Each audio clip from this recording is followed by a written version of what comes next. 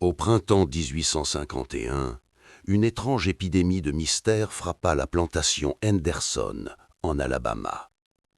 Au cours de 10 semaines, 12 bébés blancs furent découverts, un par un, dans les cabanes des esclaves. Chaque nourrisson, propre, bien nourri et émailloté dans du tissu de qualité, apparaissait comme par magie durant la nuit, sans que quiconque ne voie ni n'entende rien, malgré les patrouilles renforcées et la vigilance extrême. Pour l'économe Thomas Garrett, homme méthodique et rationnel, ces événements représentaient d'abord un problème d'ordre et de réputation. La peur s'emparait des quartiers des esclaves, la productivité chutait, et le colonel Marcus Henderson craignait pour son standing dans la société de Montgomery. Les théories allaient bon train, maraudeurs extérieurs, complots internes ou même présages surnaturels évoqués dans les chuchotements des plus anciens. Une jeune femme de chambre nommée Clara laissa échapper une phrase troublante. « Ils sont perdus et quelqu'un essaie de les sauver. » Puis elle disparut. Retrouvée et interrogée, elle évoqua des histoires de sa mère, parlant de grandes maisons où des bébés non désirés, fruits de scandales, devaient disparaître. L'enquête méticuleuse de Garrett et un recensement invasif ne donnaient rien. Aucune grossesse cachée, aucun approvisionnement manquant. Le shérif de Montgomery, consulté par le colonel, se montra évasif et conseilla de régler cela discrètement, laissant entendre que des familles influentes pourraient être concernées. Le tournant survint lorsqu'un témoin, Marcus, vit une silhouette venue de la grande maison déposer un bébé. Garrett, ayant surpris la même scène, identifia la coupable, Margaret Sullivan, l'assistante personnelle et de confiance de Madame Henderson. La confrontation révéla une vérité complexe et moralement ambiguë. Mrs. Sullivan avoua tout. Ces bébés étaient les enfants illégitimes de femmes de la haute société de Montgomery, nés de scandales qui auraient ruiné des réputations et des familles. Ne pouvant les garder, ces femmes désespérées se tournaient vers un réseau secret. Avec la complicité silencieuse de Madame Henderson elle-même, qui fournissait tissus et ressources, Mrs. Sullivan recueillait temporairement les nouveau-nés avant de les abandonner dans les quartiers des esclaves, où ils seraient découverts et confiés à l'orphelinat du comté, puis adoptés par des familles respectables.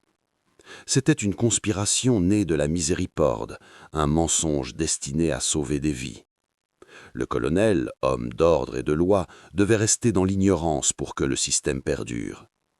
Face à ce dilemme déchirant, dénoncer la fraude et condamner peut-être des enfants, ou se taire et devenir complice d'une tromperie qui sauvait des innocents, Garrett, après une lutte intérieure, choisit le silence. Il accepta que 2 derniers bébés soient placés, puis que tout s'arrête. L'opération prit fin. Le calme revint sur la plantation et le secret fut enterré avec les protagonistes. Des décennies plus tard, le journal de Garrett, partiellement préservé, révéla l'histoire, mais trop tard pour changer quoi que ce soit. Les 12 bébés blancs grandirent sans jamais connaître leurs origines véritables. L'histoire des bébés blancs de la plantation Henderson n'est donc pas un simple conte fantastique, mais un récit poignant sur les choix impossibles dans une société oppressive. Elle explore les zones grises de la morale. Parfois, la compassion ressemble à une trahison, et le salut passe par le secret. C'est un rappel que derrière les grands récits historiques se cachent souvent des actes de désespoir et de pitié si complexes qu'ils résistent au jugement simple, et que certaines vérités, une fois exhumées, ne font que révéler la profonde et troublante ambiguïté de la condition humaine. Cette histoire, au-delà du mystère initial, devient une réflexion profonde sur les fondations hypocrites et les silences constitutifs de la société antébellum du Sud. La plantation Henderson, présentée comme un modèle d'ordre et d'efficacité, se révèle être le théâtre parfait pour un acte de subversion radicale. Utiliser l'institution même de l'esclavage, symbole ultime de l'oppression et de la visibilité contrôlée, comme un écran pour dissimuler les péchés de l'élite blanche. Le génie du plan réside dans son inversion perverse.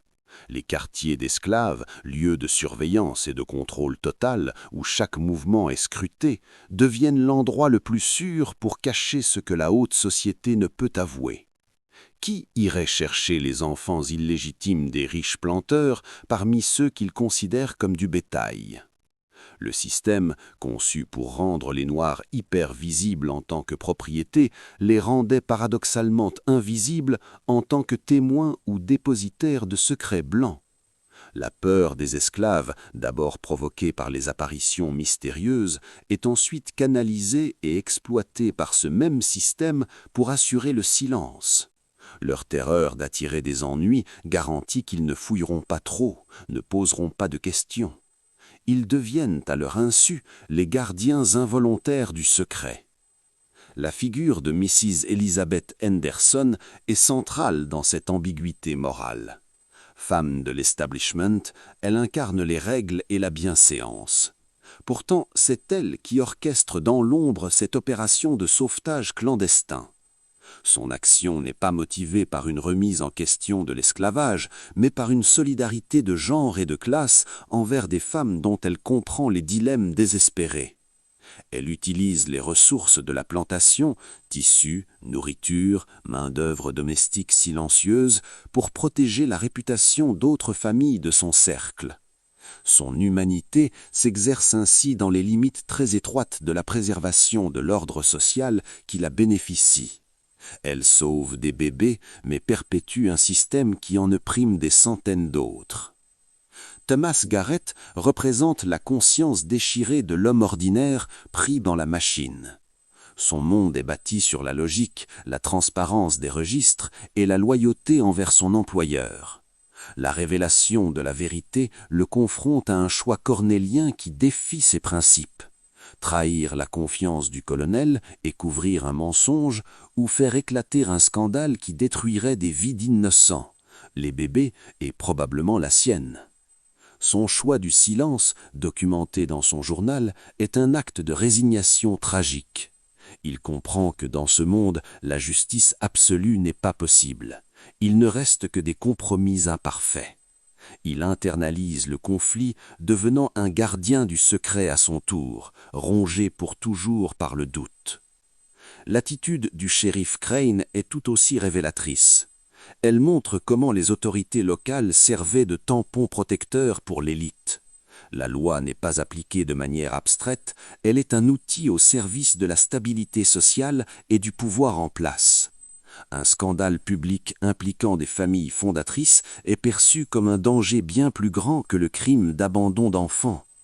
Ainsi, la conspiration de miséricorde ne survit que parce qu'elle est tolérée, voire tacitement approuvée par les structures officielles qui ferment les yeux. Enfin, le sort des 12 bébés offre une conclusion ironique et poignante. Ils sont sauvés pour être intégrés dans des familles blanches respectables, effaçant ainsi toute trace de leur origine scandaleuse. Leur salut repose sur l'effacement de leur véritable histoire. Ils grandiront dans l'ignorance, leur lignée biologique disséminée dans la population, portant en eux, sans le savoir, la preuve vivante des failles et des hypocrisies du monde qui les a fait naître. Leur histoire est littéralement enterrée avec la plantation Henderson, brûlée par la guerre, jusqu'à ce que le journal de Garrett ne refasse surface. Mais même exhumé, le récit reste fragmentaire, contestable, et se perd à nouveau dans les limbes de l'histoire non officielle. Ainsi, cette histoire ne se termine pas par une résolution, mais par un écho. Elle nous laisse avec des questions qui dépassent le cadre de l'Alabama de 1851. Combien d'autres actes de miséricorde clandestine ont-ils lieu tissés dans la trame d'autres systèmes oppressifs ? Jusqu'où peut-on et doit-on transgresser les règles d'un système injuste pour sauver des vies à l'intérieur même de ce système ? Et quel est le poids des secrets que nous portons, collectivement et individuellement, secrets qui façonnent nos vies et nos sociétés à notre insu ? Les champs de coton ne sont plus là, mais la terre de l'Alabama, comme celle de Virginie dans l'autre récit, garde la mémoire de ces vies entrelacées par le désespoir, la peur et un sauvetage paradoxal né dans l'ombre la plus profonde. L'écho de cette histoire, comme celle du fleuve James, se propage au-delà de son cadre spatio-temporel pour toucher à des vérités universelles sur la nature du pouvoir, du secret et de la moralité dans les sociétés hiérarchiques. La conspiration de miséricorde de la plantation Henderson n'était pas un phénomène isolé, mais une manifestation particulière d'un schéma récurrent, l'utilisation des strates les plus basses et les plus contrôlées de la société comme dépotoir ou refuge pour les conséquences indésirables des élites. Ce mécanisme pervers fonctionne parce qu'il repose sur une double invisibilité. L'invisibilité imposée aux opprimés, dont la parole et le témoignage sont systématiquement dévalués ou ignorés, et l'invisibilité choisie des secrets honteux des puissants. Les quartiers d'esclaves, microcosmes de surveillance totale, étaient paradoxalement le lieu idéal pour dissimuler, car personne ne regardait vraiment.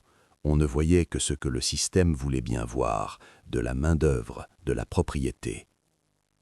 L'arrivée de bébés blancs était une anomalie si flagrante qu'elle en devenait incroyable, repoussant les limites de l'imagination et forçant même un homme rationnel comme Garrett dans des circonvolutions mentales extrêmes. Le vrai génie des Mrs. Henderson et Sullivan fut de comprendre et d'exploiter cette cécité systémique. Le dilemme de Garrett transcende son époque. Il incarne le conflit éternel entre l'éthique de principe, dire la vérité, respecter la loi et la loyauté contractuelle, et l'éthique de conséquence, prévenir une souffrance plus grande, sauver des enfants innocents. Son choix du silence, bien que compréhensible, le lie à jamais au système qu'il sert. Il devient un rouage, non plus seulement dans la machine économique de l'esclavage, mais dans la machine plus subtile de sa dissimulation morale. Son journal est le testament de cette complicité rongée de remords, une tentative de préserver une vérité qu'il n'a eu pas le courage de proclamer.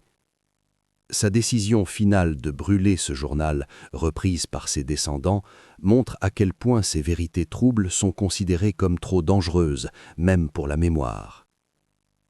L'histoire pose également une question troublante sur la nature de la compassion. La miséricorde exercée ici était sélective, circonscrite par la race et la classe. Elle sauva 12 enfants blancs dont l'existence menaçait l'ordre social, tandis que des centaines d'enfants noirs naissaient et mouraient dans le même système, sans que la même énergie ne soit déployée pour leur salut. La compassion des conspiratrices était réelle, mais profondément limitée par les préjugés de leur monde. Elle ne remettait pas en cause l'institution qui créait la misère environnante. Elle l'utilisait simplement comme un outil pour résoudre un problème spécifique affectant leur propre cercle. Cela n'enlève rien à la vie sauvée de chaque enfant, mais cela contextualise leur sauvetage dans un cadre de profonde inégalité. Enfin, le destin des 12 bébés illustre le pouvoir et les limites de l'effacement. Leur identité originelle fut annulée pour qu'ils puissent vivre. Cet effacement fut à la fois leur salut et une nouvelle violence, une coupure avec leurs racines biologiques. Ils devinrent des pages blanches sur lesquelles une nouvelle histoire put s'écrire. Cela reflète le paradoxe de nombreuses histoires marginalisées. Pour survivre, elles doivent parfois se couper d'une part d'elles-mêmes, se fondre dans le récit dominant. Pourtant, la vérité comme une rivière souterraine finit souvent par ressurgir. Le journal de Garrett, la copie cachée dans le diary de sa fille, sont les manifestations de cette résurgence. La vérité refuse d'être totalement annihilée. Ainsi, les champs d'Alabama et les rives du James River en Virginie racontent à des siècles de distance des variations d'une même mélodie sombre. Une mélodie sur la façon dont les systèmes de pouvoir absolu génèrent non seulement une oppression visible, mais aussi des économies souterraines de secrets, de crimes et de sauvetages illicites. Une mélodie sur les consciences prises au piège de ces systèmes, forcées de choisir entre des loyautés contradictoires. Et une mélodie sur la ténacité fragile de la mémoire, qui persiste dans les journaux intimes, les chuchotements et la terre elle-même. attendant qu'une oreille attentive la recueille et, en la racontant, brise enfin le silence qui était à la fois son prisonnier et son protecteur. Le passé n'est jamais vraiment passé. Il est une couche sédimentaire de secrets, de douleurs et de choix impossibles, et creuser dedans, comme le firent les historiens en 1978 ou la fille de Garrett, c'est toujours risquer de trouver non pas des réponses simples, mais le reflet complexe et troublant de notre propre humanité. La résolution du mystère des bébés n'en fut pas une. Ce fut plutôt un lent naufrage dans les sables mouvants de la complicité morale. Lorsque Thomas Garrett, son devoir envers le colonel lui tordant les entrailles, prit la décision de se taire, il scella non seulement le secret, mais aussi sa propre transformation. Il cessa d'être le simple régisseur, le gardien impartial des registres. Il devint un gardien des ombres, un archiviste involontaire d'une vérité qu'il ne pouvait ni révéler ni oublier. Son journal, tenu avec la même méticulosité que les livres de comptes, devint le réceptacle de ce conflit. Chaque entrée concernant un bébé retrouvé fut désormais suivie dans les pages cachées de sa terrible certitude. Il notait la date, le lieu et le poids du silence qu'il portait. Ce journal n'était pas une accusation, c'était une confession à huis clos, une tentative désespérée de préserver un fragment de son intégrité en donnant au moins une forme écrite à la vérité. Le fait que ses enfants aient finalement brûlé ces pages, un acte qu'il aurait peut-être compris, montre à quel point la terreur du scandale survit aux générations. La miséricorde, une fois rendue clandestine, devient une chose honteuse, un spectre familial à exorciser. Le réseau de sauvetage lui-même fonctionnait comme un organisme parasite parfaitement adapté à l'écosystème brutal de la plantation. Il utilisait ses ressources, les réserves de tissus du domaine, la connaissance intime des routines et des angles morts, l'autorité discrète de Madame Henderson. Il exploitait même la peur des esclaves comme une barrière naturelle contre les questions trop insistantes. Qui, parmi eux, oserait poursuivre une enquête que les maîtres semblaient vouloir étouffer? La peur initiale causée par les apparitions mystérieuses se mua dans une peur plus sourde et plus familière, la peur d'en savoir trop. Ainsi, le système qui les opprimait devint, sans qu'ils le sachent, le protecteur du secret. Cette ironie cruelle est au cœur de l'histoire. L'appareil de contrôle le plus absolu fut détourné pour cacher les fautes de ceux qui le dirigeaient.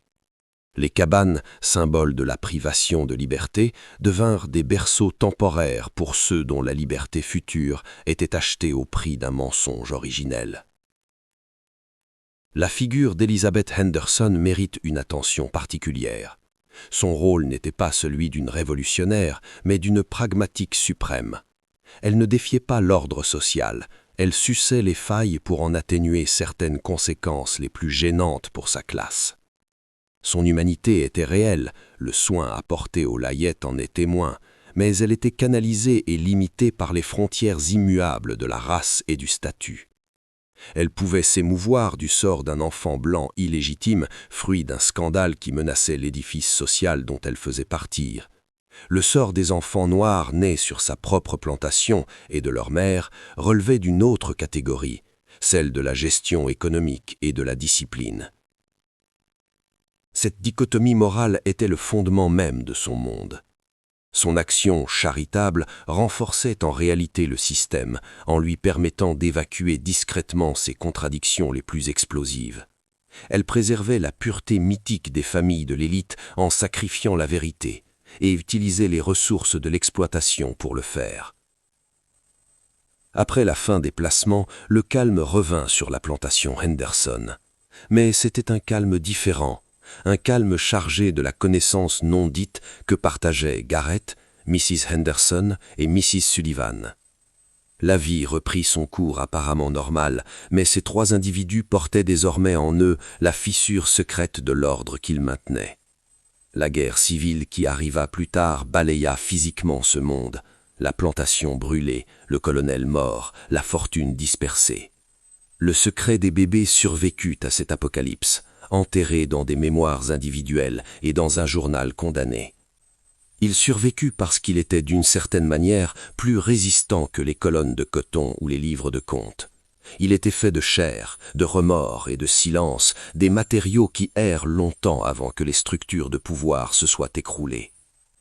La découverte ultime des notes de Garrett, puis leur destruction partielle, puis leur oubli dans les archives d'une société historique, forment le dernier chapitre de cette longue dissimulation.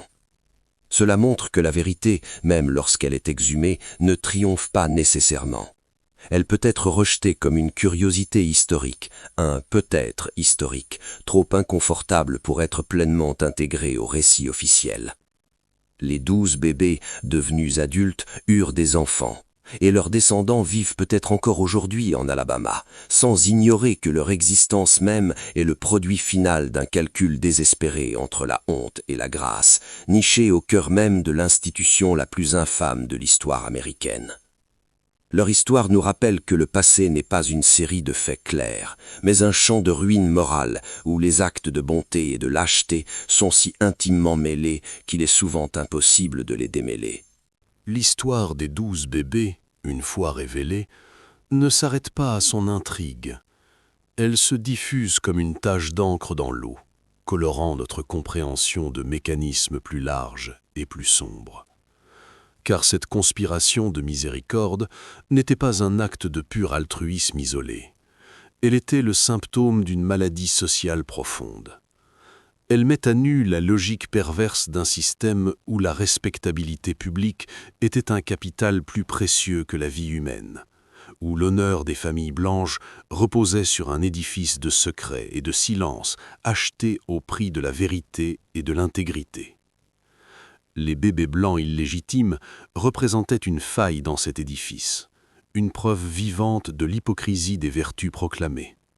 Leur élimination discrète, car c'était bien d'une élimination sociale qu'il s'agissait, n'était pas un acte de cruauté gratuite, mais une opération de maintenance sociale. Le réseau de Mrs. Henderson et Sullivan fonctionnait comme une équipe de chirurgiens clandestins, retirant les tumeurs gênantes avant qu'elles ne menacent l'organisme entier du pouvoir sudiste. Cette histoire entretient un dialogue troublant avec celle du fleuve James. Là, des femmes noires étaient volées pour être vendues, leur identité effacée par cupidité. Ici, des enfants blancs étaient sauvés en leur effaçant leur identité, par un mélange de pitié et de préservation sociale. Dans les deux cas, le mécanisme est le même, l'effacement. L'utilisation des populations asservies comme paysage de fond, comme décor anonyme où se jouent les drames des puissants. Les quartiers d'esclaves de l'Alabama et les bateaux sombres du James étaient des zones d'ombre propices à ces transferts de vie, à ces réécritures de destin. La différence réside dans l'intention, mais les deux récits partagent une même esthétique de la clandestinité et une même conséquence, la rupture définitive d'un lien originel, l'arrachement à une mère, à une famille, à une communauté. Le personnage de Garrett, en miroir de Fletcher en Virginie, illustre le sort de l'homme de système confronté à la pourriture interne de ce système. Fletcher, le chasseur, découvre la vérité et tente de la livrer à la justice pour se voir écrasé par l'appareil même qu'il sert. Garrett, le régisseur, découvre la vérité et choisit de l'enterrer, devenant ainsi complice. L'un est détruit pour avoir voulu exposer le crime, l'autre se détruit intérieurement pour l'avoir caché. Tous deux sont des perdants, broyés par les engrenages d'un ordre qui ne tolère ni la transparence totale, ni la rébellion ouverte, mais qui récompense ou impose le silence complice. Leurs journaux respectifs, l'un confisqué, l'autre brûlé puis partiellement sauvé, sont les seules pierres tombales de leur échec moral. Enfin, l'héritage le plus durable de cette histoire est peut-être son exploration du concept de salut. Que signifie être sauvé dans un tel contexte ? Les 12 enfants furent sauvés de la mort, de la misère ou d'un trafic pire, c'est incontestable. Mais ils furent sauvés pour être insérés dans un autre mensonge, celui de leur origine, et dans une société dont les fondations étaient le mensonge généralisé de l'égalité humaine. Leur vie nouvelle fut construite sur l'oubli. Ce paradoxe nous hante. Le salut peut-il être fondé sur une négation? La miséricorde peut-elle être une transaction secrète qui perpétue l'injustice environnante? L'histoire ne répond pas. Elle se contente de montrer les personnages faisant des choix dans l'urgence et la contrainte, leurs mains sales de compromis. Ainsi, la plantation Henderson, comme celle des rives du James, devient plus qu'un lieu historique. Elle devient une métaphore. Une métaphore de ces espaces où, sous le vernis de l'ordre et de la productivité, couvent les secrets inavouables, où la violence du système ouvre des brèches pour des actes de pitié aussi nécessaires que corrompus. Le silence qui a suivi ces événements, imposé par la peur, la honte ou la prudence, n'était pas un vide. C'était une substance palpable, un héritage toxique transmis à travers les générations, jusqu'à ce que des fragments de vérité refassent surface, non pas pour apporter la rédemption, mais pour nous rappeler la complexité insondable et souvent désespérante du bien et du mal dans les sociétés bâties sur l'oppression. Le sol de l'Alabama, comme l'eau du James, garde la mémoire de ces vies passées en contrebande et nous rappelle que l'histoire officielle n'est souvent qu'un palimpseste, sous lequel innombrables vérités individuelles, terribles et ambiguës, attendent d'être déchiffrées.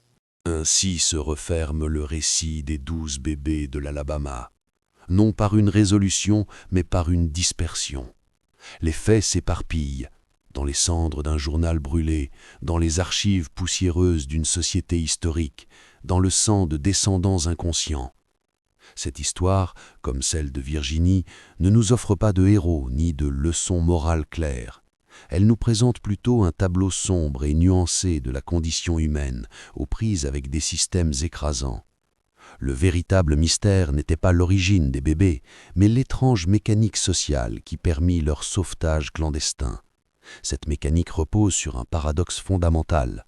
L'institution la plus visiblement brutale, l'esclavage, créait des zones d'ombre si profondes qu'elles pouvaient abriter des actes de pitié secrets. La surveillance absolue des esclaves les rendait ironiquement les témoins idéaux, car silencieux, les dépositaires involontaires et parfaits des secrets de leur maître. Le système produisait sa propre contrebande morale. Les deux histoires, celle de Virginie et celle de l'Alabama, sont dépendants. La première montre la corruption et le crime dévorant le système de l'intérieur par cupidité. La seconde montre le système étant détourné de l'intérieur pour adoucir certaines de ses conséquences les plus cruelles pour la classe dominante elle-même. Dans les deux cas, les victimes premières du système, les personnes asservies, sont instrumentalisées, comme marchandises volées dans un cas, comme couverture et paysage passif dans l'autre. Leurs communautés sont perturbées, leur vie utilisée comme monnaie d'échange dans des transactions qui les dépassent totalement. Le destin des enquêteurs, Fletcher et Garrett, trace une ligne tragique. Tous deux sont des hommes d'ordre, croyant à la logique, au registre, à la hiérarchie. Leur confrontation avec la vérité les brise de manière différente, mais complémentaire. L'échec de Fletcher est actif et public, il est vaincu par le pouvoir qu'il défia. L'échec de Garrett est passif et privé, il est vaincu par sa propre complicité, rongé de l'intérieur.